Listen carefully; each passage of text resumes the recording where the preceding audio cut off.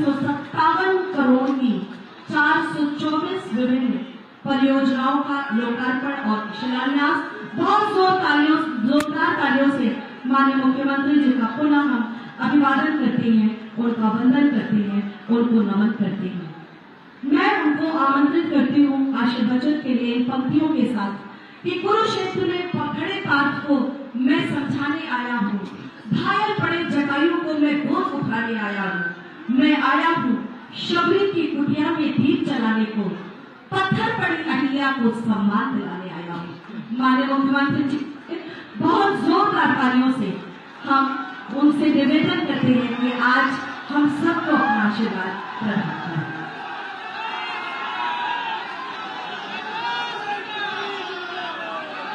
भारत माता की, भारत माता की, भारत माता की, वंदे वंदे वंदे। आज के समारोह में केंद्रीय मंत्री माननीय श्री सोम प्रकाश जी, उत्तर प्रदेश सरकार में मेरे सहयोगी मंत्रीगण, इसी धरती के नाम प्रदेश के औद्योगिक विकास के मंत्री श्री नंद गोपाल गुप्ता नंदी जी, प्रदेश के अंदर अनुसूचित जाति जनजाति के हमारे बंधुओं और बहनों तक केंद्र और राज्य सरकार की योजनाओं को पहुंचाने के लिए जिन्हें यह दायित्व दिया गया है, ऐसे मंत्रिमंडल के मेरे सहयोगी श्री असीम अरूर जी, प्रदेश सरकार के ही समाज कल्याण विभाग के राज्य मंत्री श्री संजीव कुमार गौड़ जी, भारतीय जनता पार्टी काशी क्षेत्र के अध्यक्ष श्री दिलीप पटेल जी, माननीय सांसद श्रीमती रीता बहुगुणा जोशी जी, श्रीमती केसरी देवी पटेल जी, श्री विनोद सोनकर जी, श्री बीपी सरोज जी, श्री रमेश बिंद जी, भारतीय जनता पार्टी अनुसूचित मोर्चा के प्रदेश अध्यक्ष श्री रामचंद्र कमोजिया जी, आज के इस कार्यक्रम में उपस्थित प्रदेश उपाध्यक्ष श्री सलील बिश्नोई जी, उपाध्यक्ष और प्रदेश संयोजक अनुसूचित जाति सम्मेलन श्री ब्रज बहादुर जी, मान्य विधायकगण और भारतीय जनता पार्टी के सभी पदाधिकारीगण, महापौर श्री गणेश केसरवानी जी, जिला पंचायत अध्यक्ष डॉक्टर वीके सिंह जी और भारी संख्या में उपस्थित अनुसूचित जाति वर्ग से जुड़े हुए आज के इस महासम्मेलन में उपस्थित भाइयों बहनों, संगम नगरी को प्रणाम करते हुए अनुसूचित जाति वर्ग के इस महासंगम को, जिसमें आप सभी बंधुगण उपस्थित हुए हैं, आप सबका मैं इस अवसर पर हृदय से अभिनंदन करता हूं, स्वागत करता हूं। भाइयों बहनों, जैसे प्रयागराज में मां गंगा, मां यमुना और मां सरस्वती का संगम बनकर के इसे अपना भी पवित्र बनाता है, ऐसे ही हमारी भारत की सनातन हिंदू संस्कृति है, जिसमें अनेक जातियां एकजुट होकर के इस पूरे परंपरा को, इस संस्कृति को मजबूती बनाने का कार्य करती करती हैं। समय समय पर हमारे ऋषि मुनियों ने, महापुरुषों ने इसे अभिसिंचित करके, पल्लित और पुष्पित करके इसे आगे बढ़ाने का कार्य किया। ये हमारा सौभाग्य है, आज हमें प्रयागराज की धरती पर इस महासम्मेलन को करने का सौभाग्य प्राप्त हो रहा है। याद करिए, प्रयागराज की धरती त्रिकालदर्शी ऋषि महर्षि वाल्मीकि की वे पावन धरती है, जिस पावन धरा पर प्रभु श्री राम के पावन चरित्र को अपने आदि काव्य रामायण के माध्यम से हम सबको विरासत के रूप में छोड़ करके महर्षि वाल्मीकि ने सदैव सदैव के लिए हमारा संवाद प्रभु श्री राम के साथ प्रस्तावित किया है। मैं प्रभु श्री राम के चरित्र के उद्गाता आदि कवि महर्षि वाल्मीकि के श्री चरणों में नमन करते हुए उन्हें कोटि कोटि प्रणाम करता हूं। भाइयों बहनों, ये हमारा सौभाग्य है, डबल इंजन की सरकार महर्षि वाल्मीकि से जुड़े हुए लालापुर के पुनरुद्धार का कार्य कर रही है। कुछ ही दिनों के बाद आप देखेंगे लालापुर में रोपवे का निर्माण हो जाएगा और महर्षि वाल्मीकि की कुटिया तक पहुंचने के लिए आसानी से रोपवे के माध्यम से हर व्यक्ति इस पहाड़ी पर चढ़ पकड़ के दर्शन कर पाएगा। और ऐसे ही वाराणसी में संत रविदास जी के पावन जन्मस्थली श्री गोवर्धन को भी डबल इंजन की सरकार पुनरुद्धार का कार्य करते हुए मध्यकालीन सिद्ध संत शिरोमणि रविदास जी के प्रति भी नमन करने का कार्य कर रही है। याद करिए, संत रविदास जी के पूज्य गुरु जगत गुरु रामानंदाचार्य जी ने घोषणा की थी कि जाति पाति पूछे नहीं कोई, हरि को भजे सो हरि का होई। और ये हरि को भजन करने में अपने में इतनी लीन थे, उन्होंने हम सबको कर्म की प्रेरणा देकर के एक ही बात का संदेश दिया था कि मन चंगा तो कठौती में चंगा। भाइयों बहनों, ये हमारा सौभाग्य है जब इस देश को, स्वतंत्र भारत को एक संविधान देने की बात आई थी कि संविधान भी अगर किसी ने हमें प्रदान किया तो बाबा साहब भीमराव अम्बेडकर जी ने देश के अंदर संविधान देकर के आज 142 करोड़ लोग बाबा साहब भीमराव अम्बेडकर के द्वारा दिए गए संविधान से प्रेरणा और प्रकाश प्राप्त करते हुए विकास और समृद्धि की एक नई ऊंचाइयों को प्राप्त कर रहे हैं। आज आप देख रहे होंगे कि पहली बार बाबा साहब भीमराव अम्बेडकर को सम्मान देने का कार्य किसी सरकार ने किया है तो देश के यशस्वी प्रधानमंत्री श्री नरेंद्र मोदी जी ने किया। बाबा साहब भीमराव अम्बेडकर से जुड़े हुए उन 5 प्रमुख स्थलों को मऊ मध्य प्रदेश जहां उनका जन्म हुआ था, मऊ छावनी में बाबा साहब भीमराव अम्बेडकर का भव्य स्मारक बना। दिल्ली में सार्वजनिक जीवन उन्होंने जहां व्यतीत किया था, उस भवन को एक भव्य स्मारक के रूप में स्थापित करने का कार्य किया गया।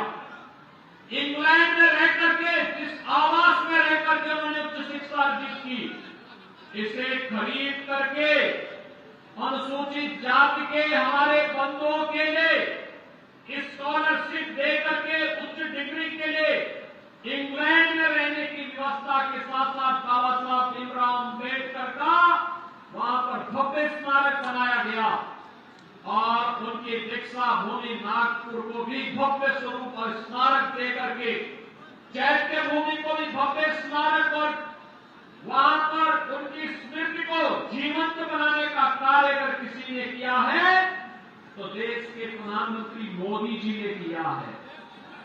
भाइयों बहनों, दिल्ली में आप जाइए, बाबा साहब भीमराव अंबेडकर अंतर्राष्ट्रीय केंद्र को देखिए। बाबा साहब भीमराव अंबेडकर के जीवन की स्मृतियों को ताजा कर देता है। यह भी अगर किसी ने बनाया है, प्रधानमंत्री मोदी जी ने बनाया है। और प्रधानमंत्री मोदी जी की प्रेरणा से आज एक डबल इंजन की सरकार, भाइयों बहनों, उत्तर प्रदेश की राजधानी लखनऊ में भी बाबा साहब भीमराव अंबेडकर के भव्य स्मारक और अंतर्राष्ट्रीय केंद्र का निर्माण कर रही है, जहां पर अनुसूचित जाति जनजाति से जुड़े हुए युवाओं के लिए स्कॉलरशिप और छात्रावास की व्यवस्था की जा रही है। भाइयों बहनों, एक डबल इंजन की सरकार है जो बोलती है वह करके दिखाती है, और केवल बोलती नहीं बल्कि सरकार ने जो कहा उसको समय पर करके दिखाया भी है।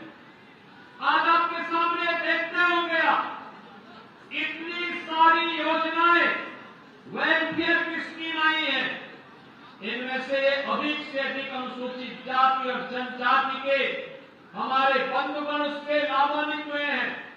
अभी 15 नवंबर की तिथि जनजातीय दिवस के रूप में भगवान बिरसा मुंडा की जयंती को जनजातीय दिवस के रूप में मनाने की घोषणा प्रधानमंत्री मोदी जी ने की, और एक कार्यक्रम 15 नवंबर को पूरे देश के अंदर आयोजित होगा।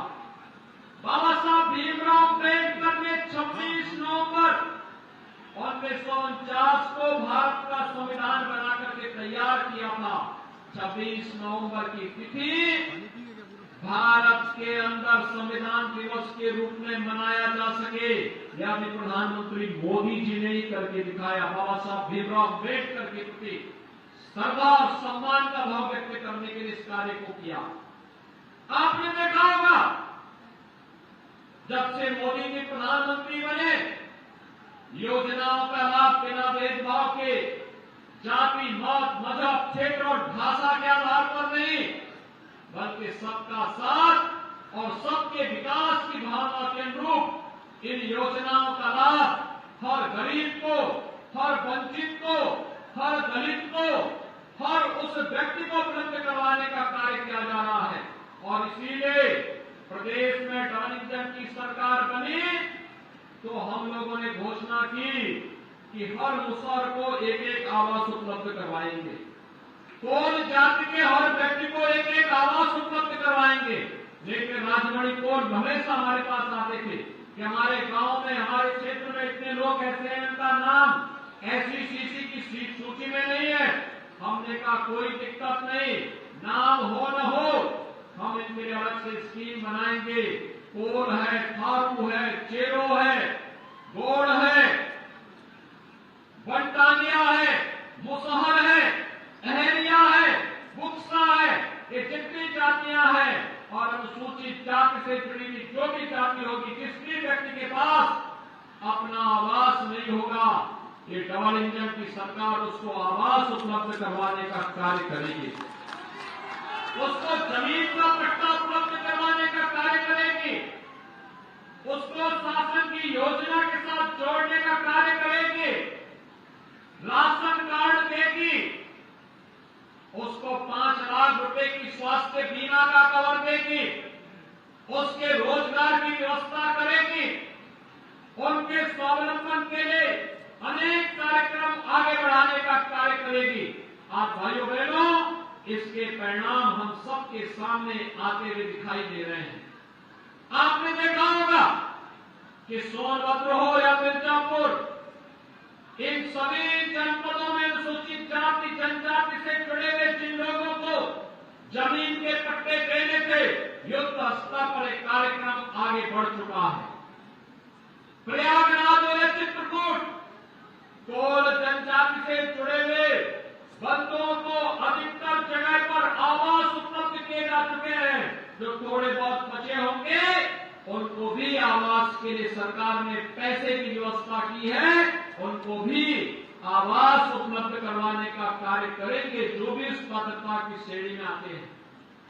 हमने जातीय आधार पर नहीं बल्कि उसकी जरूरत के आधार पर उसको शासन की योजना के साथ जोड़ने का कार्य किया।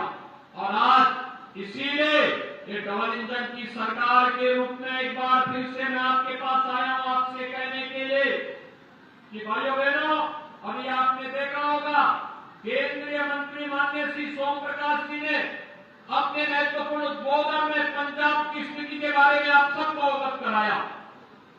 और आज मैं आप सबको यही कहने के लिए आया हूं, हम सब सौभाग्यशाली हैं, मां गंगा का आशीर्वाद हम सबको प्राप्त हो रहा है। हम सब सौभाग्यशाली हैं कि प्रयागराज की धरती पे हम सबको इतना बड़ा सम्मेलन करने का इस महासंगम के स्थल पर या अनुसूचित जाति महासंगम करने का सौभाग्य प्राप्त हो रहा है। इसके माध्यम से शासन की योजनाओं के साथ जुड़ने का अवसर प्राप्त हो रहा है और आज उसके माध्यम से हम लोग शासन की योजनाओं का भी अवलोकन करने का अवसर प्राप्त हो रहा है। 2025 में फिर से प्रयागराज में महाकुंभ का आयोजन होगा और भाइयों बहनों, महाकुंभ के आयोजन की शुरुआत पहले हम कर चुके हैं। आज 3300 करोड़ रुपए की अधिक की परियोजनाओं का शिलान्यास फिर से हो चुका है। एक भव्य और दिव्य कुंभ है। देश और दुनिया प्रयागराज में आए, यहां पर अपनी श्रद्धा को व्यक्त करने के साथ साथ आपने देखा होगा जब संगम में कोई स्नान करता है, कोई जाति भेद नहीं होता, कोई भी स्पृश्यता और छूत का भाव नहीं होता है। वहां तो फिर संत रविदास जी की भावना के अनुरूप, उनकी कृपा के अनुरूप सबको एक समान रूप से मां गंगा सबको अपना बराबर का आशीर्वाद प्रदान करती है।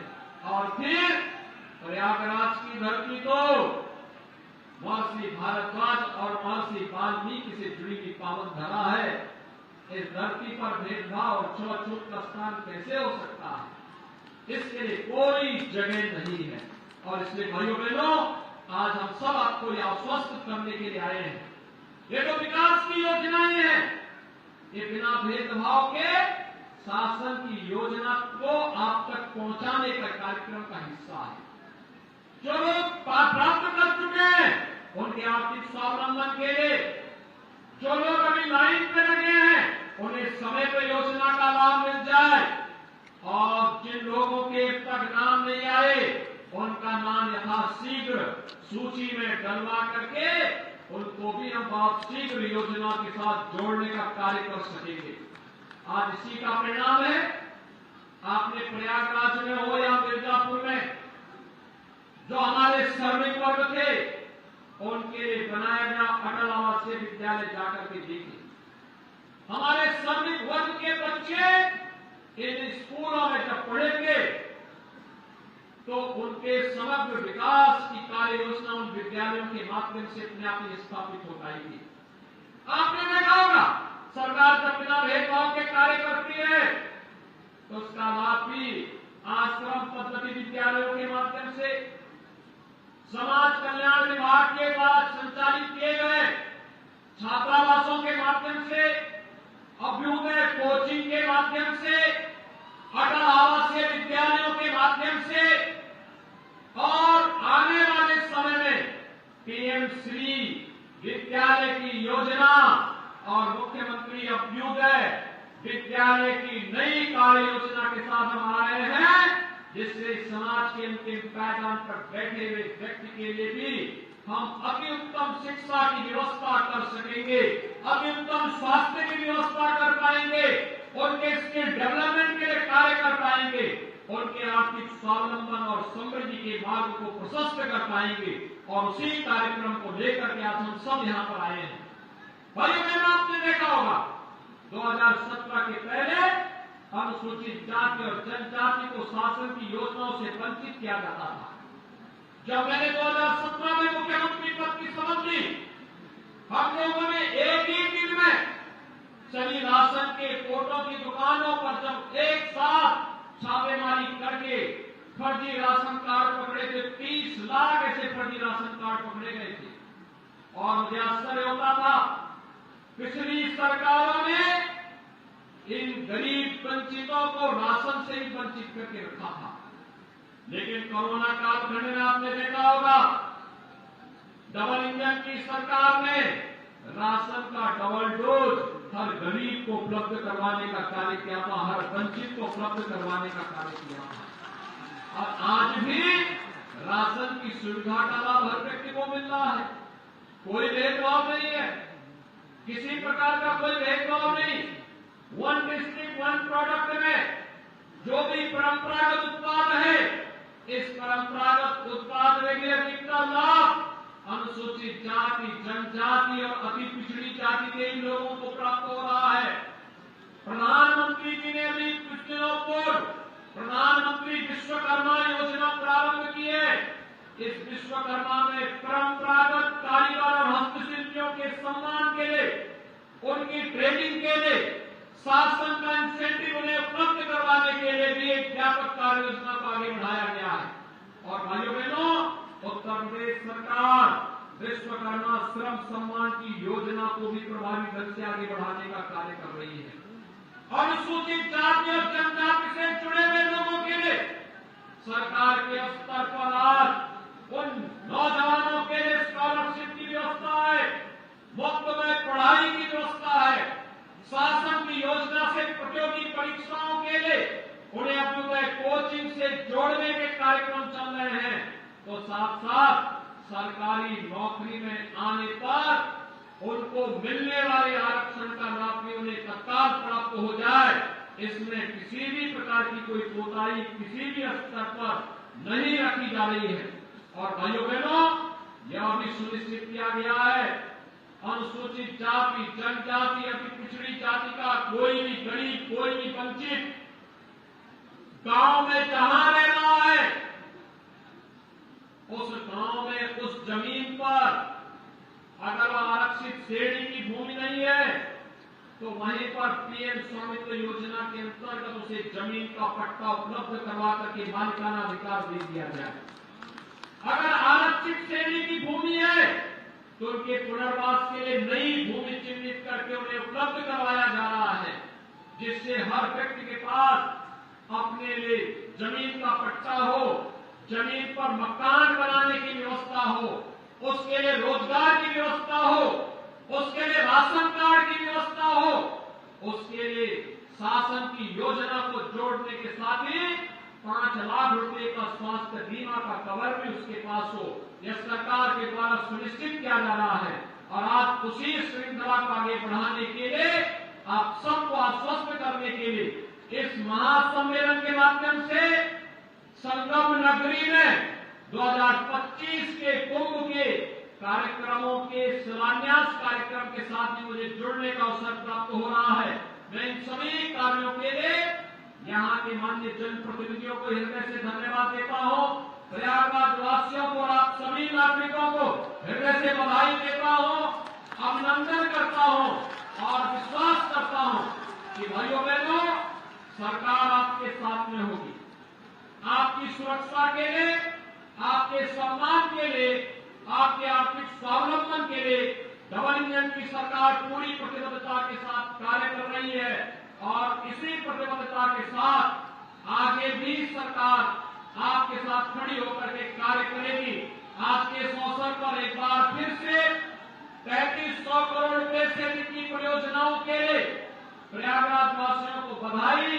कुंभ में आने वाले जितने भी श्रद्धालुजन हैं, उनकी सुव्यवस्थित एक भव्य और दिव्य कुंभ के लिए जो तैयारियां चल रही हैं, हम समय से इसे पूरा कर सकेंगे, इस विश्वास के साथ आप सबके प्रति मैं अपनी शुभकामनाएं देता हूं। धन्यवाद। जय हिंद। बहुत बहुत धन्यवाद माननीय मुख्यमंत्री जी। सबके लिए शिक्षा, स्वास्थ्य